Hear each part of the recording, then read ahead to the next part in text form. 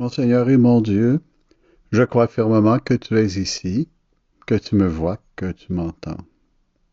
Je t'adore avec profonde révérence.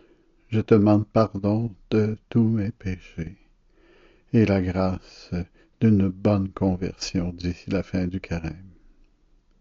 Je demande à la Sainte Vierge, à Saint Joseph et à mon ange gardien de veiller sur moi dans cet instant de prière. Donne-moi, Seigneur, un cœur nouveau. Nous sommes encore au carême et nous le voyons bien.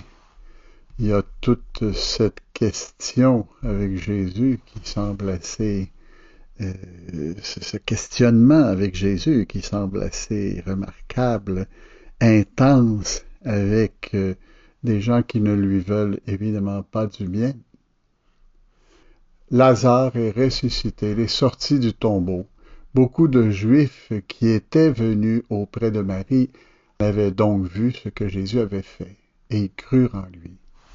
On ne pouvait pas ne pas être indifférent. Lazare, qui était mort et qui sentait la mort et qui était rigide, le voici soudainement qui ressuscite après l'invocation de Dieu à son Père.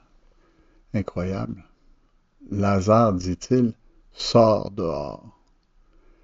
On a vu dans l'évangile d'hier. Aujourd'hui, ce qu'on voit, c'est les conséquences. On devrait penser que tout le monde était très heureux de ce qui arrivait, mais on comprend qu'un certain nombre de gens, de pharisiens probablement, avaient vu ce qui s'était produit et étaient allés le raconter au Sanhédrin, le Conseil suprême. Au lieu de dire Jésus serait-il le Messie, il semble dire attention, cet homme-là n'est pas en train de vivre selon les normes acceptées. C'est un révolutionnaire, c'est un homme qui fait des miracles et puis qui veut attirer les foules. Qu'allons-nous faire? Dit l'un d'eux. Cet homme accomplit un grand nombre de signes. Si nous le laissons faire, tout le monde va croire en lui et les Romains viendront détruire notre lieu saint, notre nation. C'est pas mal pathétique, là, l'affaire. Alors l'un d'eux, Caïphe, qui était grand prêtre cette année-là, leur dit, vous ne comprenez rien, vous ne voyez pas quel est votre intérêt. Il vaut mieux qu'un seul homme meure pour le peuple et que l'ensemble de la nation ne périsse pas. Alors, Caïphe, sans être très friand de Jésus, même étant plutôt froid devant lui, présente la situation en disant, il va mourir pour les autres. Avec un, tout le monde va partir et ça va être terminé. En disant qu'il devait mourir pour les autres, il venait de prophétiser. C'est ce que dit Saint Jean. À partir de ce soir-là, ils décidèrent de le tuer. C'est pourquoi Jésus ne se déplaçait plus ouvertement parmi les Juifs. C'est sûr, Jésus avait voulu se diriger ailleurs parce que son heure n'était pas encore venue. Il faut bien comprendre. L'heure de Jésus était prévue pour le vendredi de la semaine sainte, comme on le voit nous, ou comme le vendredi, qui était la veille du grand jour du sabbat de la Pâque. Mais eux commencent déjà des recherches actives quelques jours avant, et Jésus décide d'aller à l'extérieur parce que tout ce qu'il avait prévu, la date, la symbolique, manger la Pâque, la veille de la Pâque juive, en gardant la troisième coupe pour le sang qu'il allait répandre sur la croix, tout ça devait se faire dans un temps prévu, le temps de Dieu.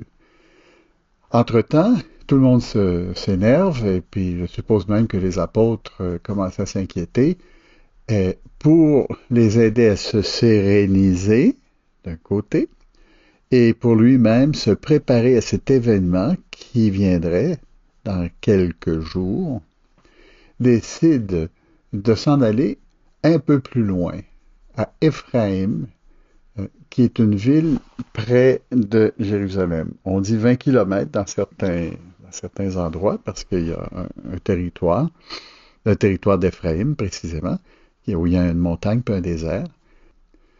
Or, la Pâque juive était proche, et beaucoup se demandèrent si Jésus, il viendrait. Ils cherchaient Jésus dans le temple, et ils se disaient, entre autres, pensez-vous qu'il viendra?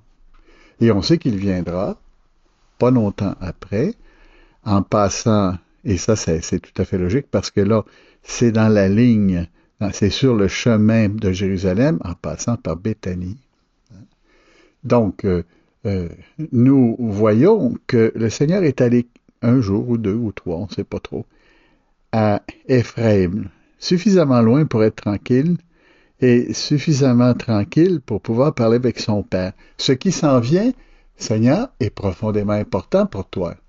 Et tu veux être capable de parler avec ton Père. Tu veux pouvoir échanger avec lui.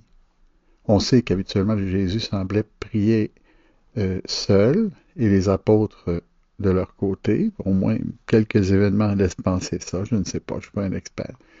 Mais ce qui est certain, c'est que là, il avait besoin de faire sa retraite spirituelle, sa récollection mensuelle, enfin, peu importe, cette rencontre avec le Seigneur. Et ici, j'aimerais justement te parler, parce que c'est très significatif que juste avant les grands événements de la Semaine Sainte, Jésus disparaît et on ne sait pas ce qu'il fait. Le plus probable, c'est que on n'imagine pas Jésus en train de perdre son temps, mais bien de prier le Père. Et c'est tout à fait dans l'ordre des choses. Qu'est-ce qu'on fait quand on est mal pris, quand on a des décisions à prendre, des grosses décisions? Souvent, on va aller à l'église, on va se mettre devant le Saint-Sacrement, peu importe, trouver une place tranquille pour prier, pour prendre une bonne décision. Et il est certain que Jésus, en tant qu'être humain et Fils de Dieu fait homme, chérissait ce moment où il pouvait librement parler avec son Père. Parler de tout, parler de rien, mais surtout parler de ce qui s'en venait, parce que lui-même le voyait déjà dans sa chair, comme si c'était hier. Jésus savait très bien les souffrances qu'il irait prendre pour nous. Il savait aussi que ça signifiait sa mort, une mort atroce sur la croix, avec des douleurs impossibles, avec une mort par étouffement, ou à peu près. Hein? Et le spectacle de cette affaire-là, les ricanements des méchants, la méchanceté des gens qui lui ont fait des mauvais traitements, tout cela, c'était extraordinaire et peu commun. Et le Seigneur devait regarder, non pas ces choses-là, mais rechercher la force, rechercher l'amour de son Père, parce qu'il savait que, humainement, il se sentirait bien seul, surtout si les apôtres allaient l'abandonner. Sa mère ne l'abandonnerait pas, mais lui, oui. Et alors, Seigneur, tu nous donnes l'exemple d'un homme qui sait prendre du temps pour préparer sa vie, pour se mettre en bonne position, pour régler des choses.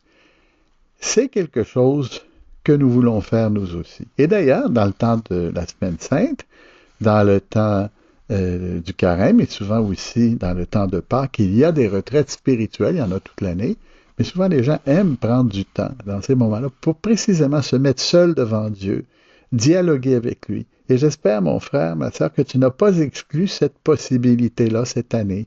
Regarde sur l'Internet, les endroits que tu connais où il y a des retraites, essaie de t'inscrire. Vois, c'est toujours très bon. Un temps pour parler avec Dieu, un temps pour écouter ce qu'on a à nous dire, un temps pour déconnecter de tous les appareils et de se mettre sur l'appareil de Dieu, dans la présence de Dieu, dans le silence de Dieu. Quelle beauté que d'être dans un lieu tranquille, sans être accaparé par les bruits de la ville ou les bruits aussi des téléphones cellulaires, dans les bruits qui courent partout, toujours TikTok, je sais pas quoi.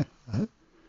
Mon frère, ma sœur, mon Dieu, aide-nous à ce que nous ayons le courage de trouver une place, de rencontrer des gens. Peut-être quelqu'un t'a déjà encouragé, peut-être que quand-même tu le fais régulièrement déjà, mais c'est important, si ça n'a pas été fait, de faire une retraite spirituelle. Hein?